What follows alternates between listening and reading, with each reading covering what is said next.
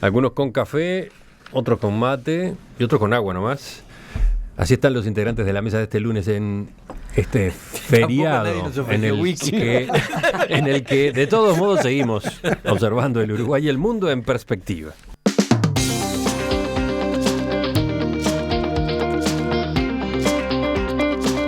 ¿Estás pidiendo otro tipo de bebidas o venir? No, en absoluto, fue una observación. Yo llamaría la atención sobre los que están tomando en taza. Nunca se sabe que hay adentro de una taza. Como un bebedor sobre Venezuela.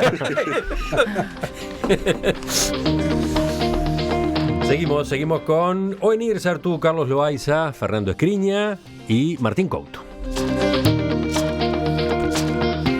Vamos a un hecho muy impactante que se dio la semana pasada. Un joven de 21 años, sin antecedentes penales, fue asesinado por error el jueves de 28 disparos. El homicidio fue cometido por un hombre que portaba un arma automática y que iba como acompañante en una moto que interceptó a este muchacho cuando salía de un almacén. Según dijeron fuentes policiales al diario El País, el ataque fue perpetrado por integrantes de una gavilla del barrio Casabó y en realidad tenía como destino a un amigo de quien resultó fallecido, a quien se la tenían jurada por problemas que arrastraban desde que en julio uno de los miembros de esa banda también fuera asesinado. ¿Qué sensaciones tuvieron cuando se enteraron de esto? Completamente lamentable el suceso. Y enseguida se me disparó una reflexión, y es cuando se dan las cifras o cuando se habla de inseguridad y se habla de cifras, enseguida se habla de los ajustes de cuentas. Yo soy defensor de hacer un diagnóstico sobre los distintos tipos de delincuencia, pero discrepo cuando se habla del ajuste de cuentas en el sentido de, bueno, los ciudadanos de bien no tienen de qué preocuparse, ¿no? Es básicamente lo que se plantea. Bueno, el ajuste de cuentas, estoy parafraseando algunos discursos. El ajuste de cuentas afecta solo a algunos, solo tienen de qué preocuparse los que están en algo, y yo lo que digo es, primero, es necesario diagnosticar el problema del ajuste de cuentas, del sicariato, en el sentido de que es una inseguridad o una delincuencia distinta.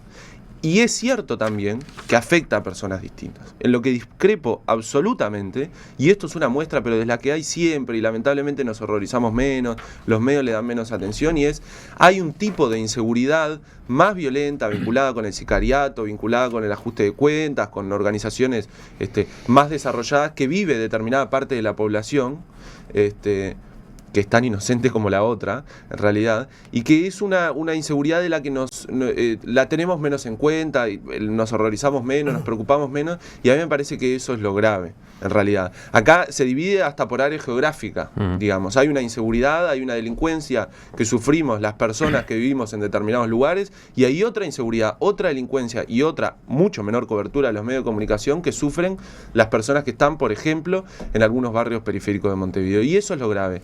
Entonces, en síntesis, reconocer que hay distintos tipos delictivos y que existe el ajuste de cuentas del sicariato no es para quitarle trascendencia a la delincuencia o a los problemas que estamos viviendo, sino para poder hacer un diagnóstico más complejo que nos permita resolver realidades distintas. Carlos. ¿Qué podemos decir? Bueno, es aberrante, es algo que duele de ver, además la crueldad. Pero volver más allá de que comparto totalmente lo que decía Martín en cuanto a que esto es una nueva forma de criminalidad que ha llegado a Uruguay para instalarse, y ya lo dicen muchos analistas, y le influye en esto también el narcotráfico, las bandas organizadas. Pero creo que merece una reflexión que va más allá de lo concreto, que es tan doloroso, y es cómo progresivamente estamos en una cultura de la muerte. Hoy es un día oportuno para mencionarlo en este Día de los Muertos, que venía escuchando antes a Rosario desde Buenos Aires, que decía que le sorprendía que no era feriado allí siendo un país católico, y en realidad no es fiesta para la Iglesia Católica. Quería también aclararlo, es el 1 de noviembre, es el Día de Todos los Santos lo que se conmemora, y no el Día de los Muertos. Pero en este Día de los Muertos, la cultura de la muerte nos ha impregnado. La cultura de la violencia, de la extrema violencia. Uno basta mirar la evolución de las películas cinematográficas, el grado de violencia y crueldad que se ve en todos los géneros cinematográficos, en la cultura. Esto lleva a que claramente estamos inmersos en una cultura de la crueldad. Y sin perjuicio de que si lo miramos en una perspectiva histórica, en la historia de la humanidad, este es el momento histórico donde existe menos violencia, es verdad, hubo otras etapas en las que las civilizaciones se cobraban muchas más víctimas, eran mucho más cruentas las relaciones entre las sociedades. Por otro lado, esto en nuestro momento y con nuestra evolución de la civilización, creo que urge tomar medidas. Y bueno, en la ley de medios, que se criticó mucho y que seguramente tiene muchos aspectos críticos, también tiene otros muy interesantes, como por ejemplo la limitación de contenidos audiovisuales violentos y cruentos, y creo que esto nace desde la educación más tierna de las personas, ¿no? Con esto no se va a eliminar el sicariato, el narcotráfico, las causas son mucho más complejas, pero tiene que ver con el desprecio por la vida humana y por la cultura de la muerte. Sí. La nota del diario El País, que se publicó el sábado, citaba a operadores judiciales que complejizaban bastante el fenómeno del sicariato, ¿no? Señalaron que los ajustes de cuentas por drogas explican solo una parte de los motivos por los que se recurre cada vez con más frecuencia a pagar a un sicario para matar a alguien. Por un lado está así la posibilidad de que alguien deba droga que no ha pagado. Por otro lado está la posibilidad de enfrentamientos entre narcotraficantes. Por otro lado está también la puja por el territorio o por zonas del territorio. Pero también, dicen estos operadores, se han constatado causas más burdas, como problemas de vecindad y celos de pareja en casos de asesinatos por encargo, ¿no? Absolutamente. En otros países donde hay más desarrollo, esto ya es moneda corriente y se ha extendido. O sea, los que contratan a los sicarios ya están extendidos por toda la sociedad. Claro. Puede ser alguien que tuvo un problema de trabajo. Bueno. Sí, y está pasando, y hay ejemplos de esto, de que se contrata a un sicario para que mate a otro simplemente por una tontería, directamente por una tontería, alguien que lo miró mal al otro. Es una banalización de la muerte, ¿no? Yo creo que un poco escarbando en la línea de lo que había dicho Martín, hace tiempo que vengo viendo que la idea de que los crímenes por encargo o que los llamados ajustes de cuentas son una cuestión irrelevante, algo que afecta a marginales, a malvivientes, es un error garrafal. De acuerdo. Creo que el gran problema con este tipo de violencia es que es indicativa de una decadencia, es decir, de una desaparición del Estado como elemento de autoridad y su sustitución por bandas o por otro tipo de organizaciones. Ese sí es un fenómeno social importantísimo. Bueno, México como paradigma de en qué se termina por esta vía, y acá se ha minimizado sistemáticamente el tema de los ajustes de cuentas, porque después terminan no afectando solo a los delincuentes, sino que terminan afectando a todo el barrio, porque el que tiene el poder de vida o muerte empieza a poner condiciones en todo. Entonces mañana mirás mal al hermano más chico de uno y te matan porque lo miraste mal, bueno, o porque le sacaste la novia. O te matan por error. O te matan por error, como en este caso. Es decir, se establece la ley del miedo, empieza a haber un poder que no es el del Estado, que es parapoder. Un poder, claro, un parapoder, un Estado paralelo. Este es un asunto que se ha minimizado, y se ha minimizado por muchas cosas. Lo ha minimizado una lógica que impera en la izquierda de que las causas del delito no se corrigen con control o represión, lo cual es a medias equivocado. O sea, no se controlan solo con represión, pero si se permite la existencia de ese tipo de organizaciones, el asunto es desastroso, y eso no es más remedio que atacarlo desde el punto de vista represivo. Segundo, esto es consecuencia en buena medida, más allá de lo que se diga, de la prohibición de las drogas. Es decir, porque la fuerte financiación de esto, por más que alguien después contrate un sicario para que mate al que le robó la novia, generalmente no reúne los recursos para hacer eso, ni los sicarios viven de ser contratados por lo que les robaron la novia. Viven de ser contratados por quienes hacen negocios con sustancias prohibidas. Entonces, la prohibición es en el fondo la causa la causa última de este asunto, ¿no? Me parece que ese es un tema que no lo hemos querido ver, pero es así. Y la otra cosa que conspira con esto es esos discursos, para mi modo de ver, engañosos, cuando nos quieren hacer creer que el gran problema del Uruguay es la violencia doméstica. Basta ver cómo vive la gente que trabaja, sobre todo los que trabajan en lugares abiertos al público, supermercados, estaciones de servicio. Vos lo sabés, Polo. Sí. Viven aterrados después de cierta hora, porque están todo el tiempo pensando de hecho sabiendo que van a ser asaltados en algún momento y que pueden ser heridos, golpeados o muertos. Es un régimen de terror que es inadmisible y lo estamos viviendo en el Uruguay. Y afecta no solo a los marginales, como Martín lo decía, afecta a todo un sector trabajador. Todo el que tiene que trabajar estando en lugares accesibles al público vive aterrado de ser asaltado en cualquier momento, ¿no? Sí, comparto lo que aquí se ha dicho. Cuando en el Uruguay comenzó a discutirse la cantidad de homicidios, se tomó como argumento, digamos, para atenuar el temor de la población, incluso fue un argumento sostenido en más de una oportunidad desde el oficialismo, que eran ajustes de cuentas. Es aquello que, si no hiciste nada, en otra época decía, algo habrá hecho. ¿Qué problema tenés con la dictadura? Si no hiciste nada, preso no vas a ir. Y acá algo parecido, ¿no? Si no hiciste nada, ningún sicario te va a agarrar y te va a matar. Y a mí me parece que es mucho más grave el homicidio de ajuste de cuentas que aquel otro que puede sucederse en una situación coyuntural, pasional, individual, no organizada.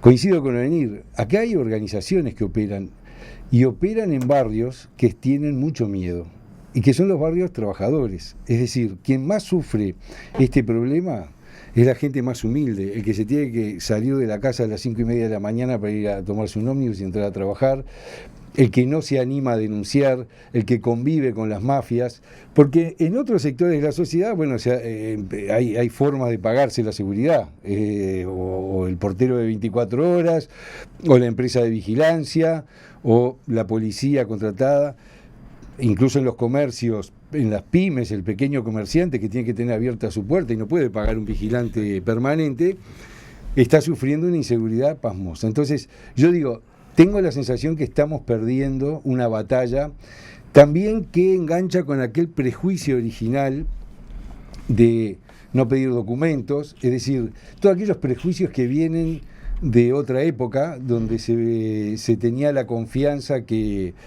toda actitud de imponer autoridad es represión. Creo que el gobierno confunde, creo que ahora está un poco de vuelta este gobierno en eso, ¿no?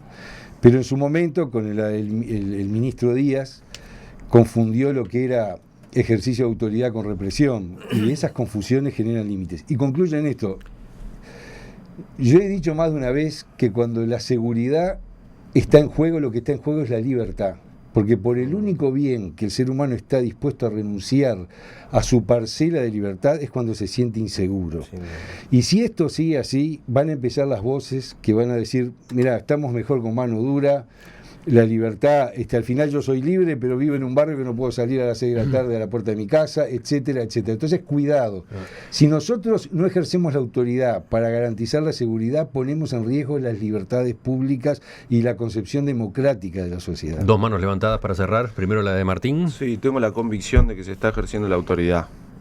Si no, digamos, cuando no se ejerce la autoridad uno supondría que hay denuncias de que se vio un delito y no se actuó por parte de la policía, etcétera. Creo que eso no existe. Segundo, es cierto lo que dice Fernando, que cuando se generan estados de terror se abre la puerta para determinadas cosas. Bueno, nosotros de un medio de comunicación yo creo que no podemos hablar de terror. Sí hay que diagnosticar un problema complejo, no es desconocerlo, pero ponerlo en perspectiva y tener en cuenta cuál es el peso y en qué sociedad estamos viviendo y ser justo con el diagnóstico implica, entre otras cosas, no, en mi opinión, obviamente subjetiva, decir que no estamos en una situación de terror, decir que no estamos en una situación donde sociedades, donde el delito ha avanzado muchísimo más. Y lo otro que quería decir es, ¿qué pasa con esto de, justo Fernando hablaba de la cédula, yo lo tenía, del pedido de cédula lo tenía anotado de antes, hay una parte de la población que tiene menos capital social, que tiene menos acceso a medios de comunicación y a posibilidades de denuncia, que tiene acceso a peores drogas, es decir, la gente rica se droga con mejores drogas, que generan menos efectos, que generan efectos distintos. Y además es este sector de la población que sufre además la inseguridad más violenta en general, es la que tiene también la que sufre la violencia policial. Porque cuando hay abuso policial no pasa con profesionales universitarios.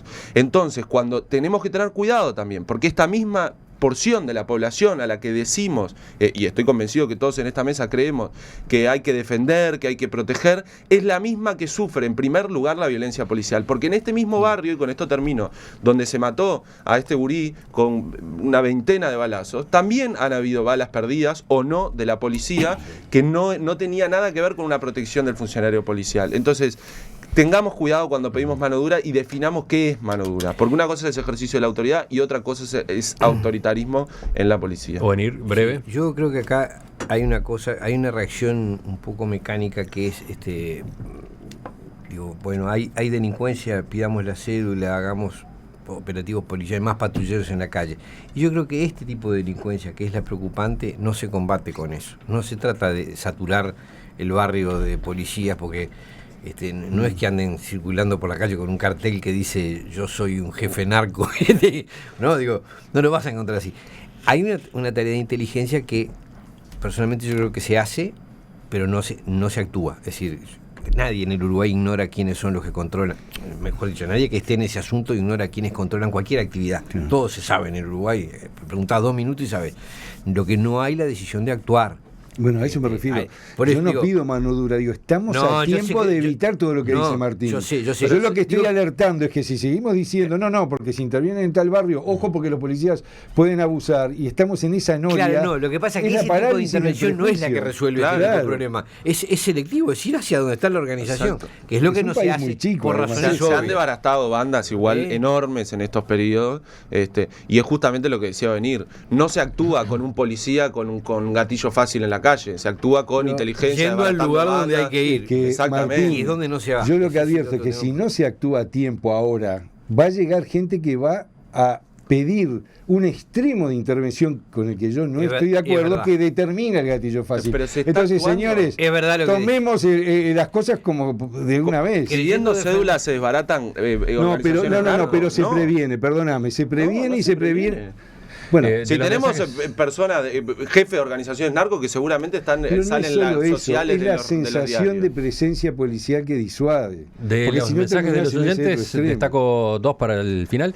Uno de Luis, que dice que hay que mirar las salidas transitorias y observar cuánto se dan la mayoría de los ajustes de cuentas.